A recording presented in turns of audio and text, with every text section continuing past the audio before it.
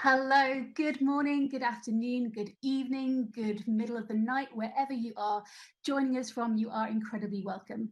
My name is Hazel Burton and I'll be your driver for today. We're going to be talking about what actually works in security and how do we know that it's working. So what are the most effective ways to do things like gaining executive buy-in, hiring and nurturing the best people, automating your environment on a tight budget, and so much more. And we're going to be drawing on some pretty awesome data to use as our fuel for all of that.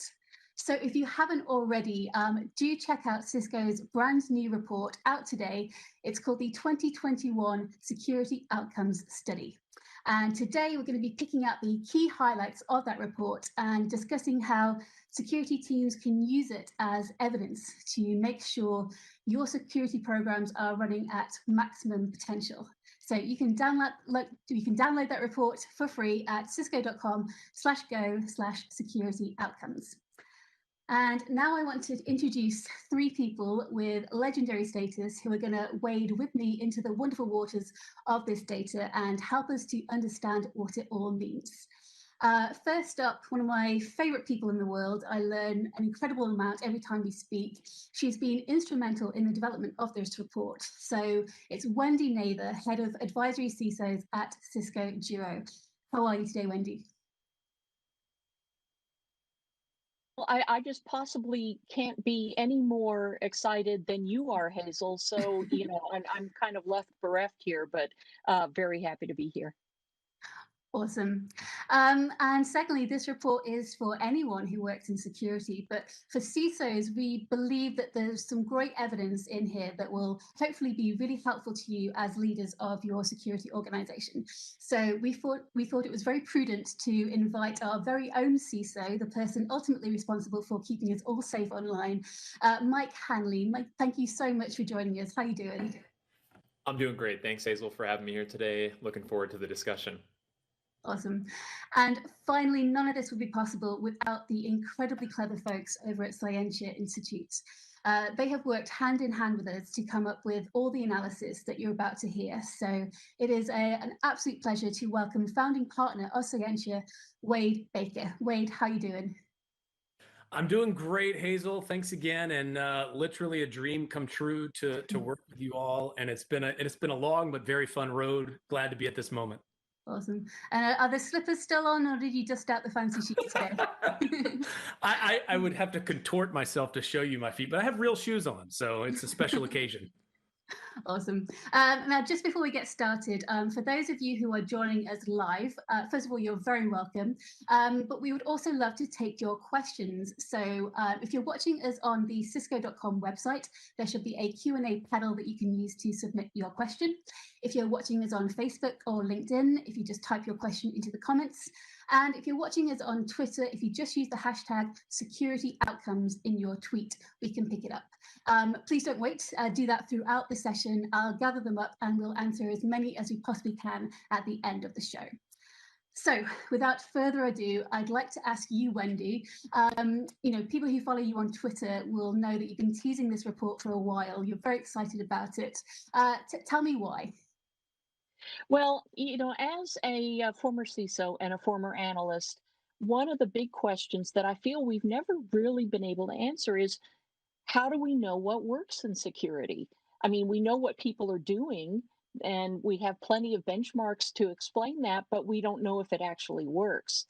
So I've always admired the work that Wade and his crew have done and thought, what if we could really dig in with actual data science and do some research into whether there are correlations that we can identify between certain security practices and security outcomes besides not getting hacked. And that's why the main reason why I'm so excited about what we found here, because first of all, there are things we didn't expect. There are things that you would think are incredibly obvious that, but we really would like to dig in and find out why. It's kind of nice to have them confirmed. And then finally, there are things that you would think, yeah, well, Cisco kind of had to say that because, they try to sell things. But I swear, what we did here was a double-blinded study. the respondents didn't know who was asking the questions, and we didn't know who was answering them. And we didn't ask them to tell us what practices correlated with what outcomes. We just asked them about practices, and then we asked them about outcomes separately, and then we looked ourselves to see if there was any correlation that we could identify. So I just want to put that out there to say, no, anything that sounds really convenient, I promise we didn't make this up ourselves.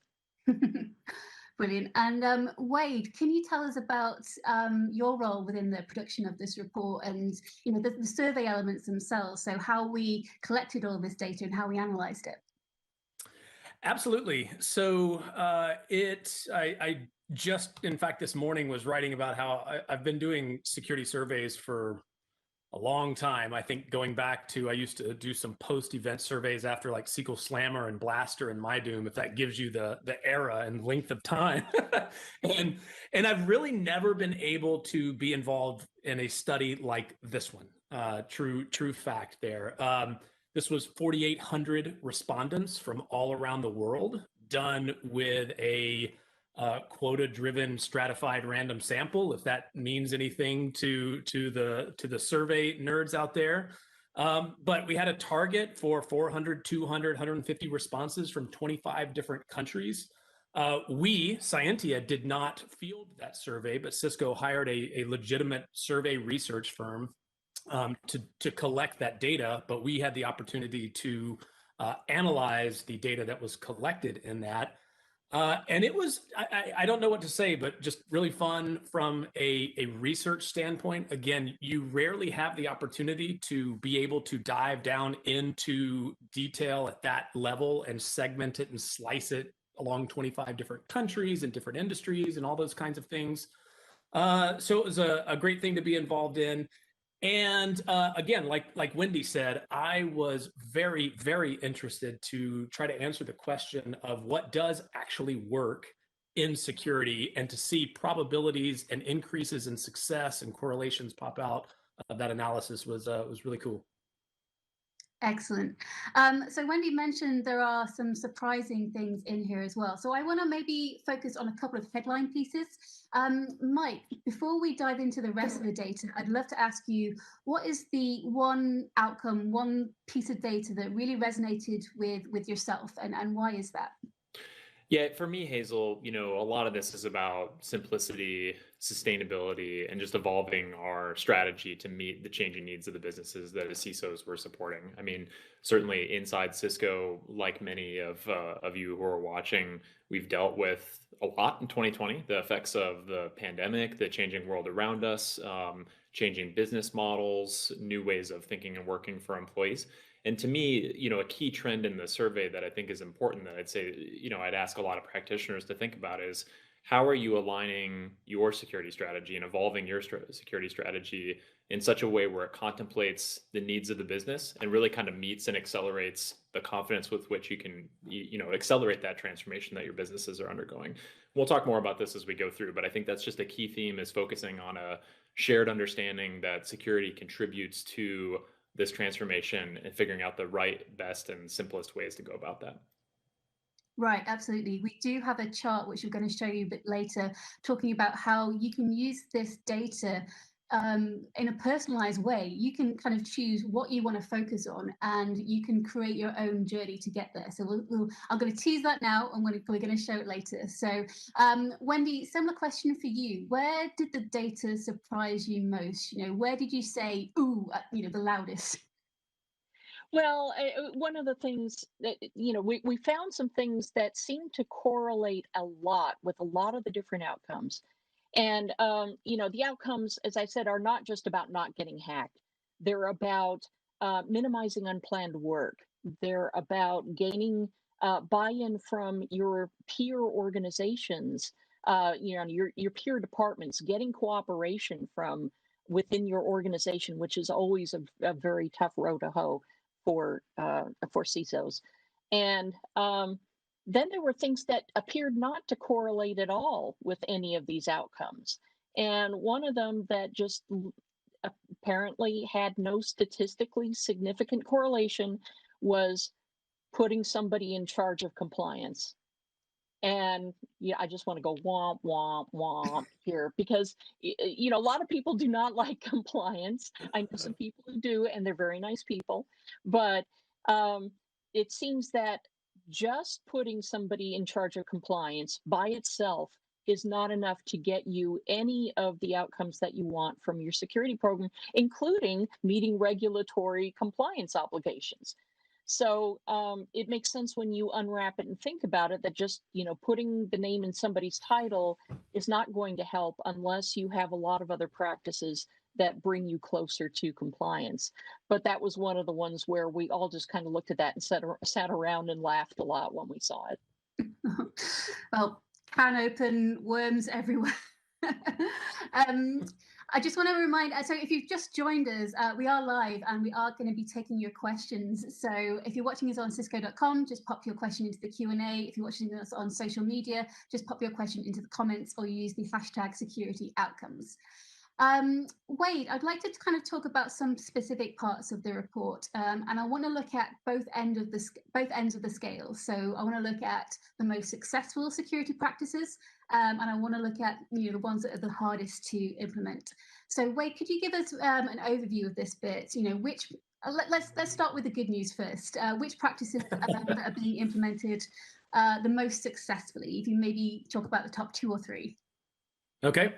Yeah, and as I do this, I want to give a shout out to Dr. Ben Edwards, who is on the Scientia team and did a lot of the research on this, and I think just came up with a fantastic way to analyze this data such that the results make sense. I mean, it's just beautiful that you can look at the numbers in this report once you get it, and anytime you see a percentage, it's a direct probability. It's usually talking about the percentage increase in likelihood of achieving a certain outcome, the change in success rate, if you will. And that's, you can read that and start really making some decisions on it. So I enjoyed that aspect. Now, as far as which practices, again, what we're trying to do here is we have 25 common security practices and 11 diverse program level outcomes, the kinds of things that a CISO would want to be tracking against.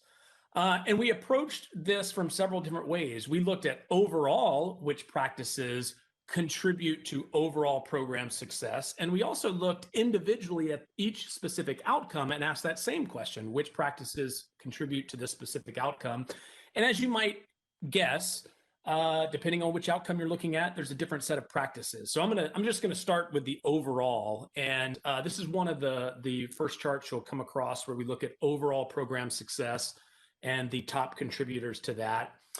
Number 1 is having a proactive tech refresh strategy. Now, when I say that, it might not say, aha, I know exactly what that is. And so there is an appendix in this report where you can look up every single one of these things and see the exact question that was posed to the people taking the survey.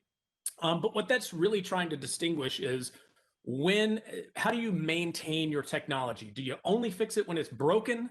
Or do you proactively upgrade and seek best of breed, newer, modern technology as part of your infrastructure, right? Those are very different strategies. The one that really works is the latter, that proactive best of breed approach. Second most powerful control overall was a well-integrated technology stack. So right off the top there, you've got 1 and 2 have to do with technology, keeping modern, well-integrated, everything working together. And then number 3 overall is that strategy, right? How do you put all of this together and do something with it? And then everything follows after that. But those were some top 3, and in those, lots to discuss and think about actually. Yeah, and just to the Cisco TV team, if we're not already, would you mind showing the first chart, please, just so we've got that in front of us as well? So Wade, at the other end of the scale, which practices are we looking at that perhaps the hardest to implement? So there's actually 2 things there where we did look at what is hardest to implement. And when you look at that and you just say, which practices show the lowest level of adoption or implementation, You have that well-integrated technology stack is one of the ones that we just said was one of the highest contributors, but also one of the hardest to achieve, according to respondents. Accurate threat detection came out the least implemented of all the practices. And then one that kind of surprised me is meeting vulnerability deadlines was apparently very difficult for organizations as well, even though we've been doing that for a very long time in security. So those are some very difficult ones to implement. And as far as some of the ones that are on the latter end of effectiveness, Wendy mentioned having someone in charge of compliance was very low in terms of all the practices. And one that surprised me perhaps most of all in this entire study is that identifying your top cyber risks correlated with none of the outcomes that we measured and was at or near the bottom of the practices we studied. And like I said, that really surprised me because I am generally very pro risk, right? I want to know what my risks are. Therefore, we can order controls accordingly. But I think there's a difference between knowing and doing in this regard, and that might be what we see here. Yeah. And Wendy, what's your take on that as well? Why do you think those practices might be at the scale, that they are, rather than where we thought they might be? Well, first of all, I want to emphasize that when we ask these questions, we didn't say, what are you really bad at? Because we figured nobody's going to, check that box and say, oh, we're really bad at this practice. We said, what are you successful at? What are you struggling with? And so those who said that they were struggling with something didn't necessarily mean that they weren't adopting it. It didn't mean that they were too lazy to do it or they didn't know how. It just meant that they, for their definition of struggling, they were struggling with it. And we've always known that vulnerability remediation is not as easy as it sounds. And, God knows I've gotten on my soapbox a lot about that it's not just a matter of patching. It's not easy. It takes a really long time. And so I'm not surprised to see that at all. And the idea of just identifying risks not being enough in and of itself to correlate with an outcome, that also makes sense because you have to be able to do something about it. Accurate threat detection, I don't feel like anybody would stand up and say, "Oh yeah, we've totally got this nailed." Mike, please contradict me if you feel that anybody has a handle on this. But these are probably the two biggest problems of our industry. And so no matter how sophisticated we get, we're still going to feel like we're struggling. Yeah, absolutely. And Mike, how do these reports findings translate into some of the work that Cisco is doing to mitigate some of these challenges? Yeah, I mean, internally, nothing was surprising here because frankly, it lines up a lot with kind of how we think about the world internally. I mean, there's a lot of work happening inside Cisco right now to actually do some of the things that we talked about here. So for example, refreshing a lot of our tech and looking at better integrated tech and aligning to kind of the evolved strategy. So to give you a clear example, obviously post COVID-19, I haven't been back in the office in I think like 8 months now, which is I had to stop and do the math there for a minute. But it's been close to a year since most of our employees have even seen their desks, right, or connected to the corporate network in the more traditional kind of within our four walls sense.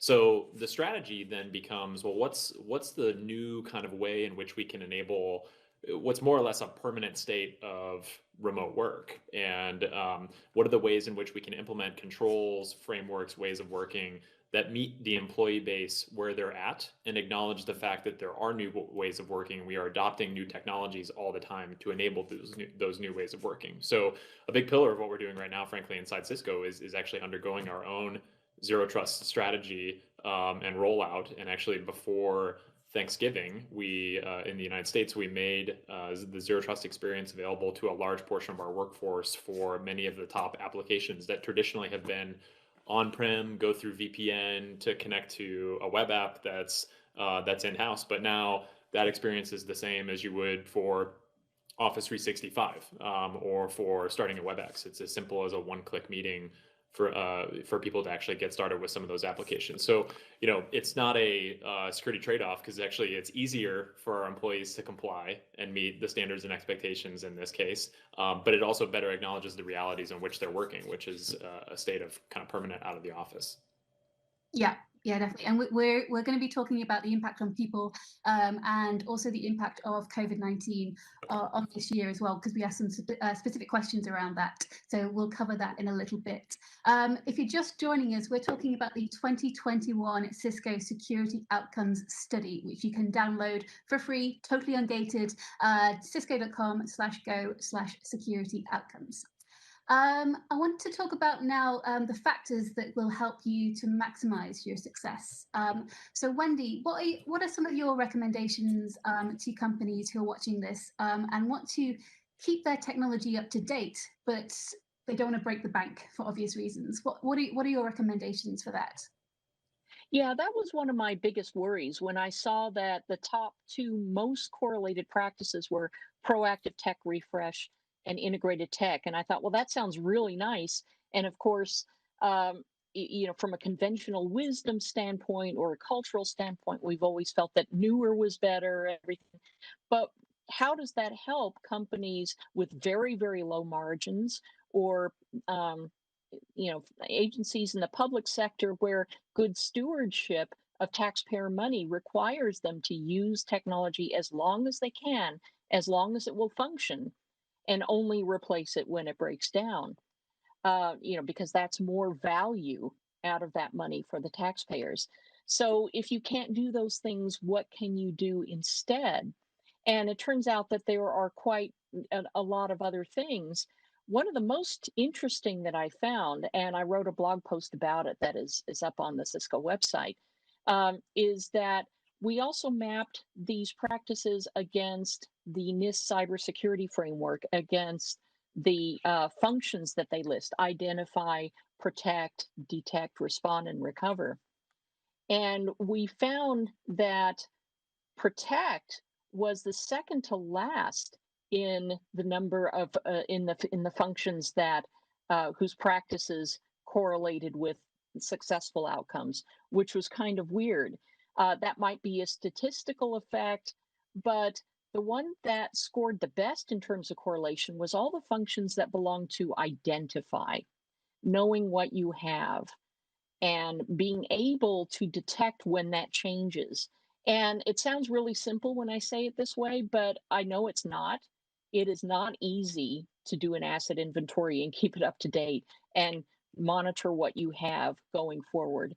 That's one of the things that we work on making easier for companies at Cisco, because it is difficult. But for those companies who said that they were prioritizing identify type functions, they showed more correlation with better outcomes. And I think it's because if you work those organizational muscles to understand what you have, be able to control changes to it, change it when you want to, keep it from changing when you don't want to, then those muscles are going to help you respond and recover and detect a lot of other things in your security program. So that's my theory. We're going to be exploring this more in the future with some other industry experts, but that's one thing that I think everybody can work on, even if they can't just replace their technology every time they feel like it. Yeah. And Wendy's blog is called "Does Protection Help as Much as We Think in Security?" So as Wendy mentioned, that is live and it is an awesome read. Mike, I want to ask you, and if we can maybe get the chart up again, that first chart, that would be great. So a sound security strategy, Mike, that rounds up the top 3 most impactful factors on a general level. What are the key elements for you that go into making a successful security strategy? Yeah, I think honestly, like what Wendy was saying, a lot of this really does go back to understanding what do we have and what's important to our business and what are we trying to protect. And not just that you as the security leader or practitioner understand that, but you've actually cultivated a shared understanding of those things across many different functions of the business, right? It's not enough for you to sort of unilaterally say, well, I think this thing is important, therefore I'll protect it, but not contemplate the role of that asset or business process in how the company's operating or how it services customers. You really have to go out into the field and kind of work with your partners, make sure they understand your perspective on it, really co-design and co-implement, I think, a strategy, even if the security team has ultimate accountability and ownership over the controls and mitigations that you put in place.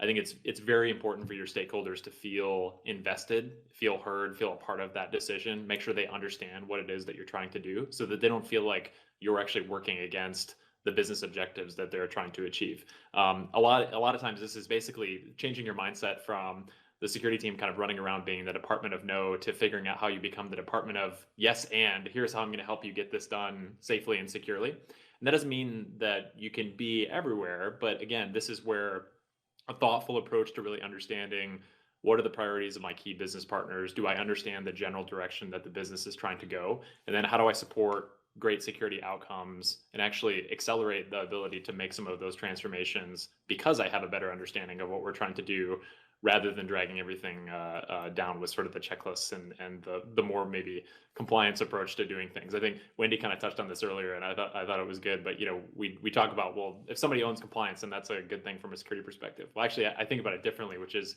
a great security program. Compliance will be a natural outcome of that, along with a lot of other good, effective security things that we care about. And I think today more than ever, that starts with just understanding the business and what you're trying to operate and protect, and working in that context. Yeah, and I love that you use yes and, which is a key improv. That's the foundational improv technique. Saying, agreeing to something and go, hey, yeah, I've got another idea to build on it too. It's Yes. It works on so many levels. And Mike, another question for you. It's often said that what makes great leaders is that the way that they respond to a crisis. So what are your recommendations for putting together an effective incident response plan, which is something that we cover in the report as well? Yeah, honestly, you should plan for failures to occur and really train as you fight in the context of rehearsing those things, learning from them, doing tabletops regularly with your teams, et cetera, and make sure that that incident response process has clear lines of communication to interested stakeholders so that they get the right information at the right time with the right level of accuracy to make decisions. Maybe the most important thing about incident response is, we know that there are always going to be things that we can't anticipate, right? The adversary has to be right one time. We have to be right all the time. So it just speaks to all the more importance of why we need to plan for things to fail or go wrong. But that when those things do happen, that there's a very, very clear, deliberate, and intentional feedback loop back into the security requirements and implementation process, so that you can say, from that thing that happened, we learned the following things, or we learned to look for patterns of potential similar defects in other parts of the enterprise, and go back and deal with those, or accept those risks, or explore mitigations with our partners in other areas of the business, et cetera. If you don't learn from those mistakes, I mean, this is sort of the old adage, right, that you're doomed to repeat them. And I think that retrospective analysis piece of it, independent of whatever your incident response playbook looks like, is critical to making sure that you're actually driving continuous improvement all the time. Brilliant. I want to talk about meeting security objectives whilst managing costs. So building on what Wendy was saying earlier about cost-effective security. Wade, could you talk about the success factors for running a cost-effective security program? I know that you also have a Goldilocks analogy for security budgets. So I naturally assume that it's got something to do with which chair to sit in and how to get your porridge just right. But I don't know, I might be wrong. You got it.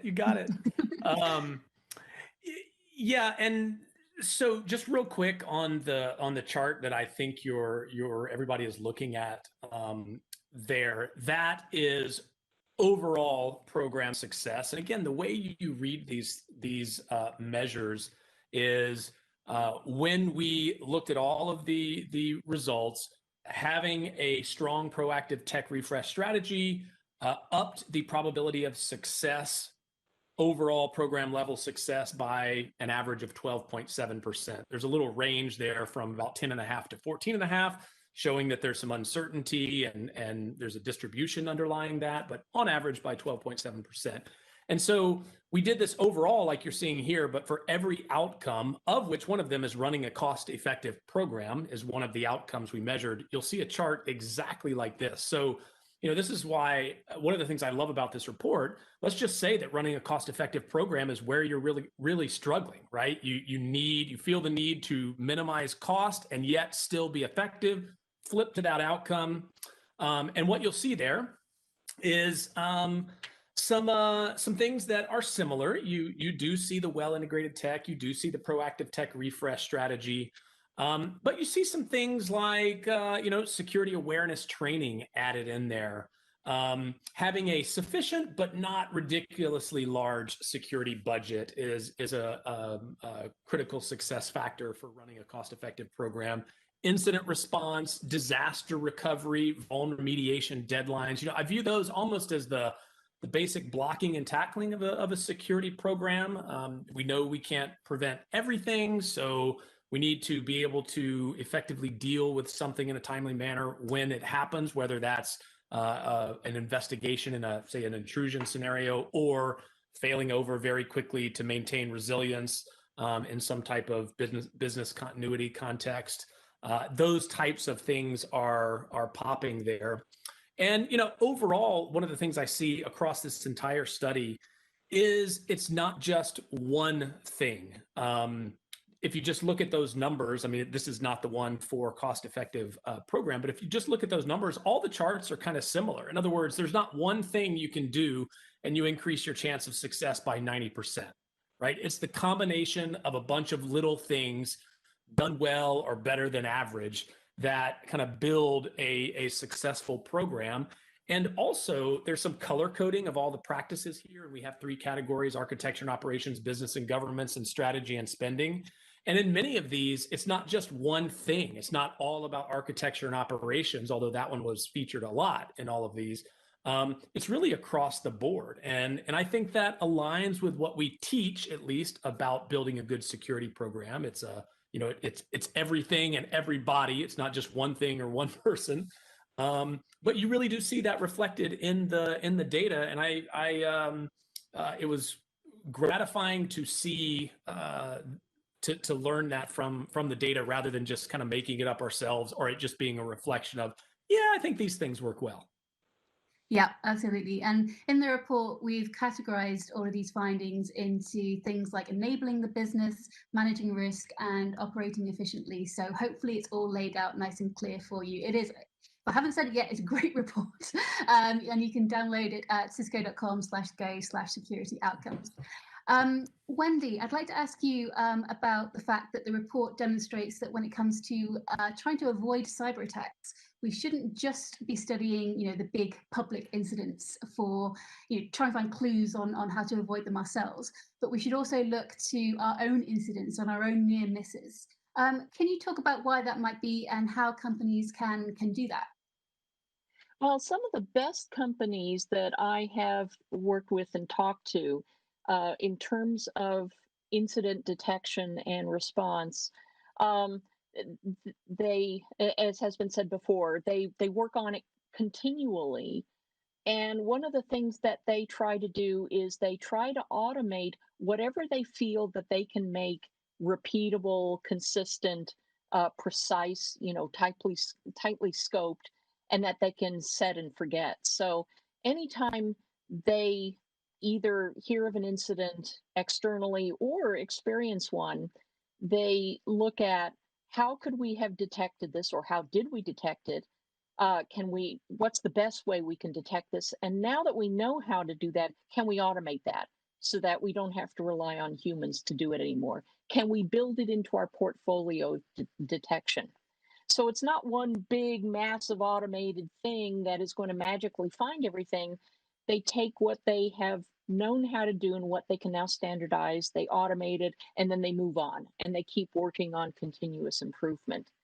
So that's the sort of thing that um, I think works really well when you look at your own capabilities, not just what you read in the headlines, but what your particular circumstances are, what your constraints are, what your culture is, what talents you have in house, what resources are available to you, and then construct in little bits and pieces the things that work really well for you.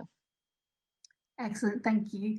And Wade, I mentioned earlier that we're going to talk about the impact of the COVID-19 pandemic on organizations and their security, because we asked specific questions about this in the survey. So could you provide an overview of the responses to this question?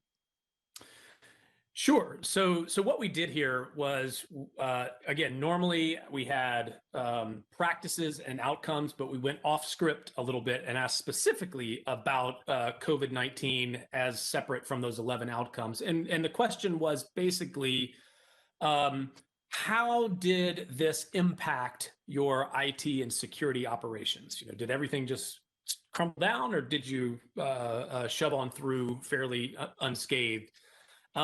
And those that did well, that had minimal impact to operations, had three characteristics that we noticed from their responses.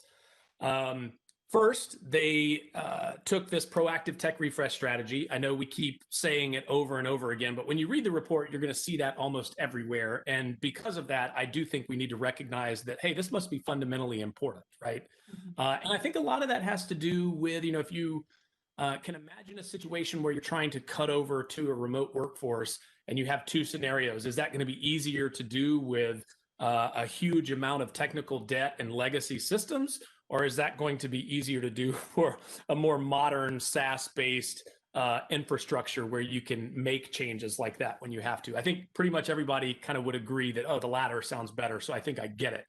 But beyond that, the next two were not technical at all. Number two was adequate security staffing levels. And again, I'm not sure this is going to surprise anyone, but having good people and good role-based training programs both popped as a way to navigate COVID-19 successfully. And again, that kind of makes sense. Hey, we need to make a bunch of fundamental changes to the way we architect and operate IT and security. If you've got good people, that's going to be easier. And then number three on that list was clear reporting to executives. Now that one kind of seems to come in from left field somewhere and maybe not expected. But I think what's going on there is, again, this is a survey, so there's some perception rolled into this. But when there is a crisis, communication becomes absolutely critical.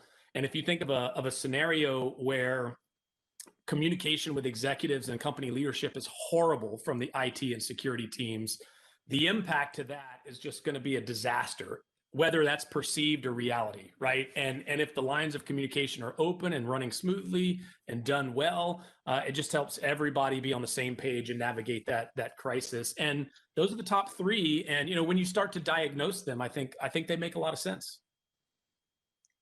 Excellent, thank you. I wanted to make sure that we had some time to focus on the impact of people. We do have a big section on this in the report. And Mike, I know this, the subject of people is very, very close to your heart. You've talked to me before about having, a strong security culture and how that impacts everything. Just to give people an overview, so the data says that giving people good technology that meets their needs, a clear sense of direction, and timely fixes when things break or keep them from breaking, those have the most impact. Can you talk about security culture and some of the initiatives that you've invoked to build a strong people-powered security culture, which is a reference for Masha Sadova, who he may well be listening, one of our favorite people. Yeah, no, it's great. For a long time, Hazel, as you know, there was a way of thinking out there that was people are your weakest link in security, and I fundamentally reject that thesis completely as incompatible with kind of the world that we live in today. And really, how I think about it is people are your best defense, and your job as a security leader and practitioner is to make it easy to comply with the things that you need them to comply with, and to give them the right amount of enablement. And this, by the way, varies by company, industry, expectations, et cetera. So your mileage may vary, but give them the right amount of enablement so that they reliably know when to ask for help. You can meet that request when it comes in, and that they can raise their hand when they see something that's that's funny. And as a leader, when you're promoting a security culture in an organization, you don't want it to be the, oh no, if I go to the security team, it's going to be a bad time. You want it to be I can go to them when I see something that's not right, so that they can help me deal with it, or help the right team deal with it, or get the right people to respond to it.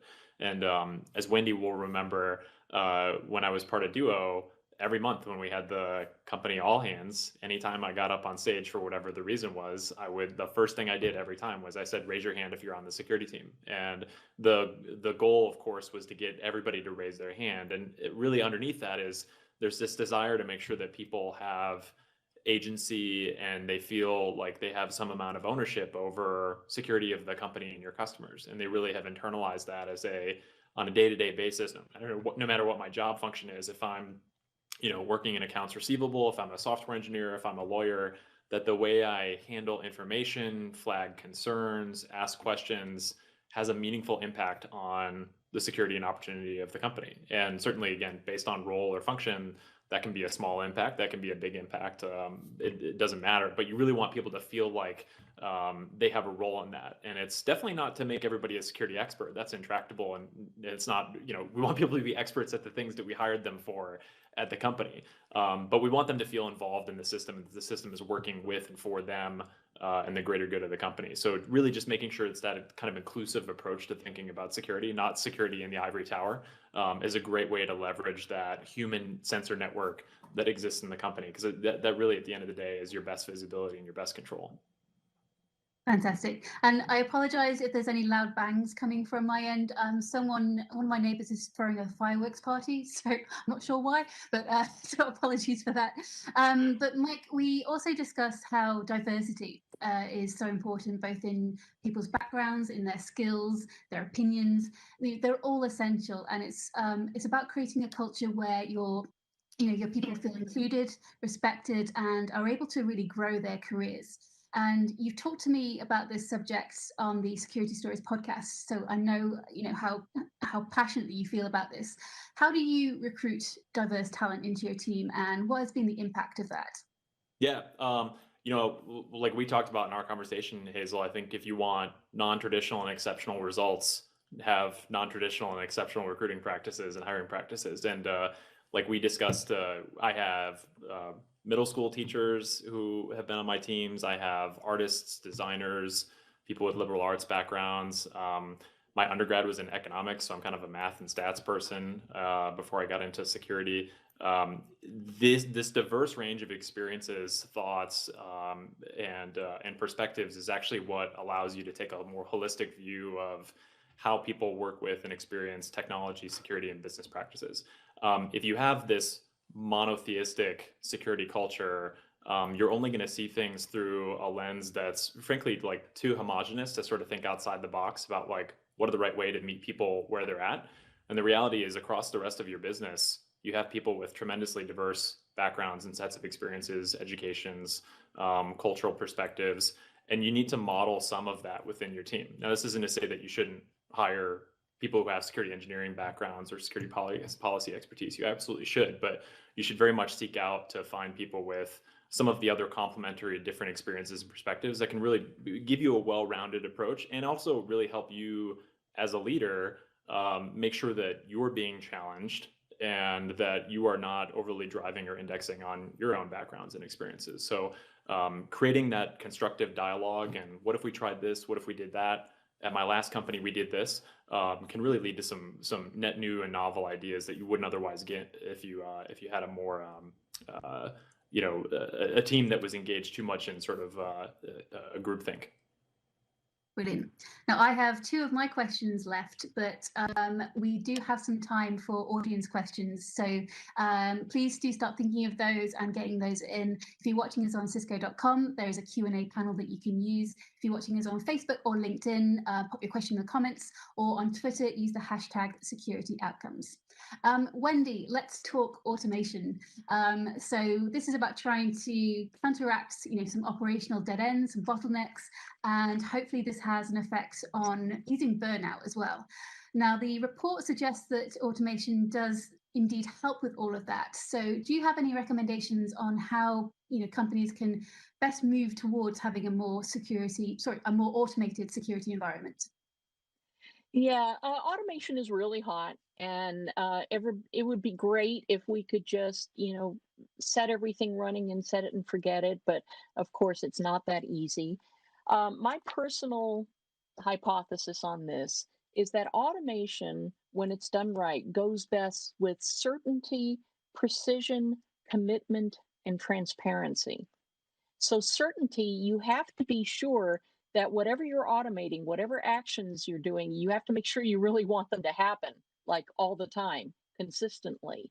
Um, and you want precision in that you want this automation to affect only the parts that you determine. You don't want it to affect things in a cascading motion or something out of scope that you didn't think about. You want to make sure that you're doing exactly what you want with that automation and only that. You need commitment. You need to be able to leave it and not have to come back to it and tweak it all the time, because otherwise that's not really automated. And you need transparency, which means that anybody who encounters this automation needs to know what it's going to do. They need to understand what inputs it takes, what outputs they should expect, how it works, no black boxes. And that's a philosophy that we work with in Cisco. There should be no black boxes. We should explain to you what's going to happen and why, so that you can decide whether you trust it. So using those principles can help you be successful with automation in the areas where that's going to fit best. Excellent, thank you. And if we could show that second chart, please. Awesome.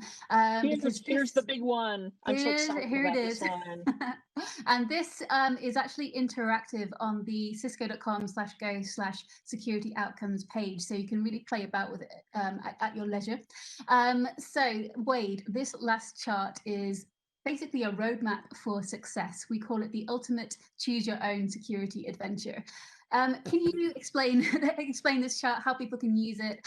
And every security leader is different, every company is different. So this is all about us providing some information and applying it to their own environments and use cases. So could you maybe talk about how they can do that? Absolutely. So this chart encapsulates literally every other chart in the report. You've got your 25 different common security practices along the bottom there that we inquired about, and the 11 security program outcomes along the vertical axis, excuse me. And where you see a colored cell at the intersection means there was a statistically significant correlation between that practice and that outcome. So what we mean by a choose your own adventure. Actually, let me back up. Before you even start comparing practices and outcomes and choosing your own adventure, just look at the pattern here. If I recall correctly, 55% of that matrix, if you take 25 practices and 11 outcomes, there's 275 squares in that matrix, 55% of which are blank, meaning there's no correlation between that practice and outcome. 45% have some significant contribution to success. If you just think about that for a minute and you think, I wonder if over half of the things that I think are working effectively in security and accomplishing some goal are actually not. I really want to know which those are and which are the ones that work. So it's I think that's an interesting thing. And by the way, that matrix changes based on region, based on industry, and we'll share some of that as this report goes on at the same location here. So back to the choose your own adventure. What we mean is if you want to accomplish keeping up with the business, you want a security program that's able to do that.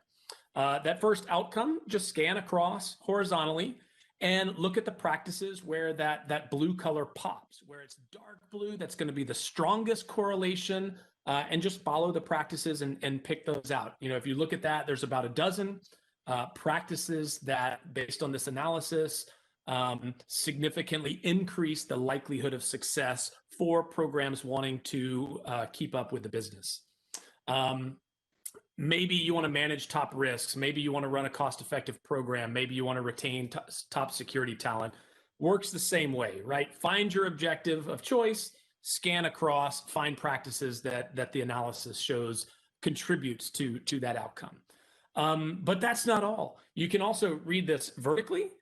In other words, maybe you're interested not so much in achieving an outcome, but maybe someone has come to you and said, hey, I want to invest in this new thing, security practice. Well, if you can find that across the bottom there, and then scan up, you'll see where you are most likely to see benefit from implementing that practice. And this might be a way to justify spending. It might be a way to evaluate or ask some hard questions about spending. You're telling me we're going to achieve this by investing in this practice, but I don't see any evidence of that. What's going on here? Let's talk about this more. And the whole point of this is to help security leaders choose their own adventure and have these kinds of discussions. And I think for the first time, we can have a very widespread conversation about practices from a data-driven perspective and see what contributes, why and where and how. And I hope I genuinely hope it helps level up the conversation that we typically have in those kind of meetings where people all kind of say, hey, I think this is a great thing to do. Let's do that. I don't know why. And you've all been there. So hoping this leads to a better conversation. Now, I want to go back and emphasize again, when you look at things like identifying your top cyber risks and people saying, well, this shows no correlation. What do you mean we shouldn't be doing that? Again, we're not saying that. We're saying that by itself alone, it does not show any correlation. But if you, or naming somebody in charge of compliance, we're not saying you shouldn't name somebody in charge of compliance. We're just saying that by itself, it's not enough. So if you want to go to meeting compliance regulations, which is MR2, kind of in the middle of this, you look across and you see there are a lot of other cells that are filled in, which means you should be doing those other things too. That those are the things that are going to help you get there, not just the one that doesn't show any correlation by itself. Yeah, Wendy, I'd build on that too by just adding what you were describing to me is the embodiment of the comment around having an effective security strategy, right? Like these are things you do because they collectively lead to meaningful business security outcomes, right? And I think at times, and this can be easy because of sort of the way we have things in the security industry as a whole, is there's a lot of stuff you can do and things you can buy and shiny objects that you can hold up. But there's a line there between kind of, we have security activities and we are driving meaningful security business results. And, I think that's important to always keep in mind, kind of focusing on the latter thing, and the activities, while they might in and of themselves be interesting or cool or tell a good narrative, having to make sure that you're doing the right things and that they meaningfully tie back to like what your top level security strategy and objectives are for the business is the really cool thing. And in many cases will mean saying no to some of the activities that don't directly contribute to that. Yeah. And the other thing, of course, I hope somebody's already put this in a question box, but if they haven't, I will say, does correlation equal causation? No, it does not. And we all know this. We're showing what we see statistically appears to be a correlation, but it actually could be the other way around. It could be that organizations that report, gaining executive confidence are able to do some of these other practices because they have the confidence, not that doing those practices got them there to get that confidence, if that makes sense. So there are a lot of different ways to contemplate this, which is why, again, I think this is worth reading over and over again, or just sitting there on our Cisco website and clicking on these things and playing with them to see what other types of ideas you can get from it. Yeah, absolutely. It's a conversation starter and a half. So we're going to go over to some live questions now. First, I actually want to read it's not a question, it's more of a comment. And it was something that you said, Mike, about the importance and relevance of hiring diverse talents. And Taylor has said, my best InfoSec hires over the years have come from non-STEM backgrounds, so philosophy, history, political science. So that's awesome. And if anyone wants to, read more about, people's backgrounds and how they came into security, we published an ebook just over a month ago now. It's called Diversity in Cybersecurity, a Mosaic of Career Possibilities. So if you want to check that out for some more inspiration, please do so. Let's see. Wade, I think I'm going to throw this one your way. It's a bit deep. Osama asks on Twitter, does the survey answer what really works in security or what people think worked for them in security? So does it measure actual outcomes or perception? I will say in the middle, and that's not an attempt to dodge, but it was a perceptive question. So kudos to whoever asked that. So let me see if I can kind of summarize where I think this falls. So are we actually measuring what works in security? Admittedly, we're not. One day, I hope to take several hundred organizations and monitor all their spending habits and all of their incidents and all of their practices and really actually measure which things lead to which outcomes. And we did not do that here. But we also did not simply ask, hey, what do you think works in security? What worked for you? Share your feelings. We did not do that. We asked the 4,800 respondents in the survey, how are you doing along those practices that are along the bottom of that last chart that you saw? And then completely separate questions, are you seeing success in these outcomes? Not once did we say, does this practice lead to or correlate with this outcome? So in that sense, we did actually measure which practices correlate with which outcomes, as long as you do have the caveat of, yes, it is subject to their perception of whether they're doing that practice well and their perception of whether they are succeeding in that outcome. And I'm sure there's some variation there, right? It's a survey, and we need to recognize that. But I also think that people are fairly well, if they're being honest, can at least know, hey, is my security program cost effective? Oof, I don't think so. We blow a lot of money. Or, conversely, yeah, I think we're doing a pretty good job there. So in that sense, we are actually measuring the correlation. We're not completely dependent on what people think works in security. I hopefully that clears something up there. Yeah, that's great. And Wendy, you touched on this, but we've had a specific question about this, and I think it's worth repeating. So Ben has asked, something like a 3% average increase in probability of success sounds like quite a small percentage. Should somebody ignore anything below a certain percentage? I don't think so. And Wade and I have talked about this before as well, that actually I would be really surprised if we saw a big number in there that, this will raise your success by 80%. That sounds like a silver bullet to me. And I don't think anyone would believe it if we said it. So these numbers are actually, for this inaugural study, and for the types of statistical analysis that we did, and of course the perception effect that Wade talks about in here, for all of these things, these numbers appear to make a lot more sense. And that, it's not just one thing. So if you are looking across a row and picking 5 or 6 practices that you want to get better at, they're going to raise your they probably will raise the percentage of likelihood of your success by more than just one individual number. Now, as a non-data scientist, Wade, how did I do on that answer?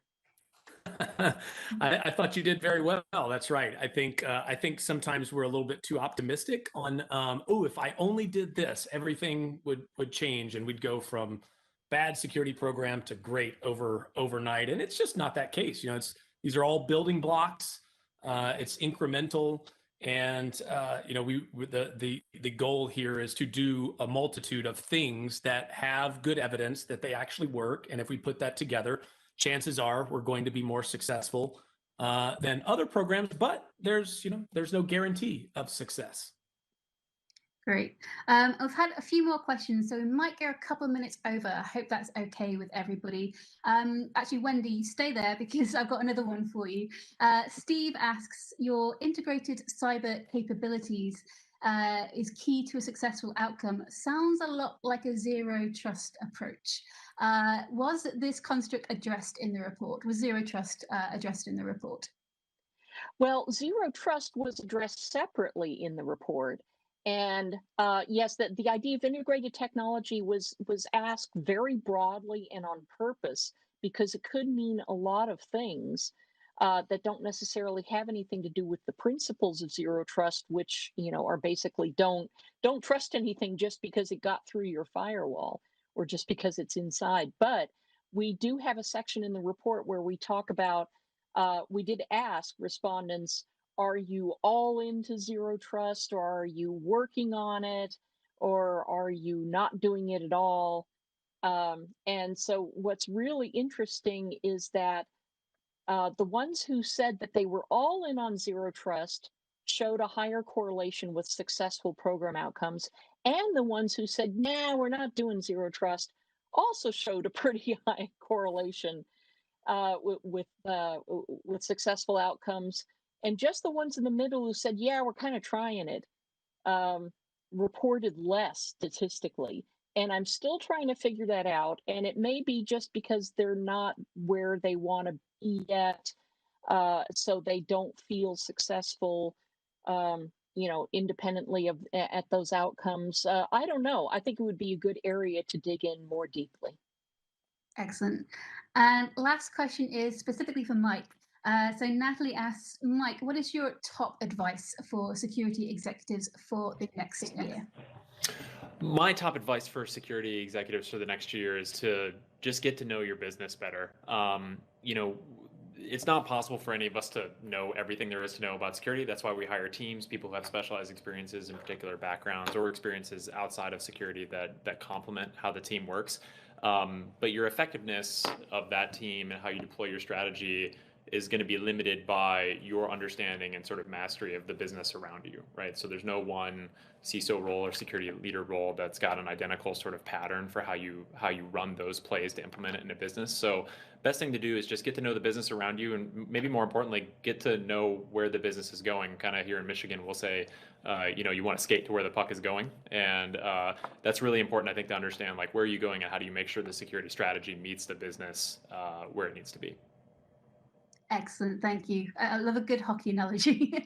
That is unfortunately all we've got time for today. My thanks to Wendy, to Wade and Mike for all of your insights. A wonderful conversation. I've really, really enjoyed it. And my thanks especially to our audience for watching as well. So if you missed anything, the replay of this event will be live in the next 24 to 48 hours on this very page, which is cisco.com/go/security summit.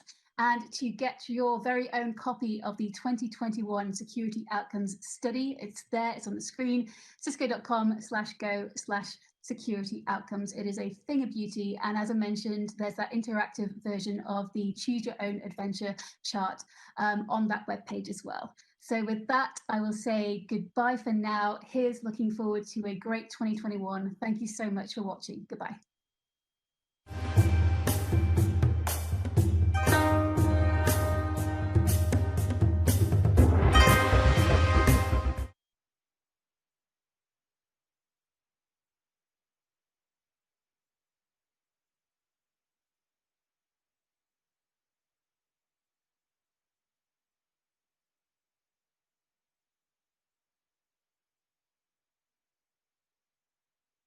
Fully virtualized, cloud, core, transport, virtual RAN, everything. It will be the first of its kind. Oh yeah. You can figure it out? We can figure it out. This is their idea. It's an ambitious idea, an unprecedented idea. It's true. But this is what industry executives called it. Impossible. But that didn't stop them. That just made them hungry. So Prakash, how about developers? We'll create a platform. Different systems. Different partners Working together. What else? This is the plane that took the Rakuten team to San Jose. Okay, so it takes 3 weeks to implement a traditional radio site. With automation, we can do it in 10 minutes. And more secure, Zero touch, zero defect. ready for 5G. Just upgrade the software. This is Tarek's impressed face. This went on for months. We're gonna need new hardware, Then we'll partner with your vendor. but our design